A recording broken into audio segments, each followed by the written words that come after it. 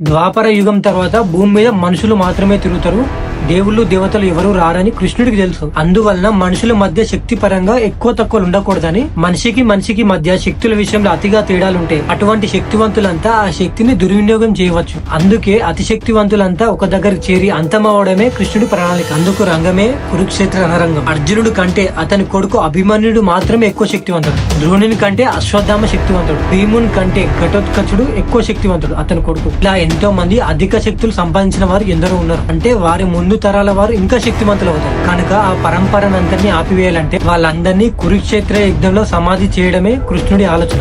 అందుకే పద్మవ్యూహం నుండి తిరిగి వచ్చే ప్రణాళికను అభిమన్యుడికి తెలియనియలేదు. అభిమన్యుడి ఈ విషయాన్ని ధర్మరాజు దగ్గర దాచలేదు. నాకు పద్మవ్యూహంలోకి తిరిగి వెళ్లడం తెలుసు కానీ తిరిగి రావడం తెలియదని ముందే చెప్తాడు. ఆ మాటలకు అర్థం పర్యవసనాలు పూర్తిగా తెలియని ధర్మరాజు దానికి సరే అంటాడు. నీవు మాకు దారి చూపిస్తూ లోపలికి వెళ్ళు, మేము నీ వెనుకే వస్తాం. లోపలికి వెళ్లిన తర్వాత మనం అందరం కలిసి కౌరవ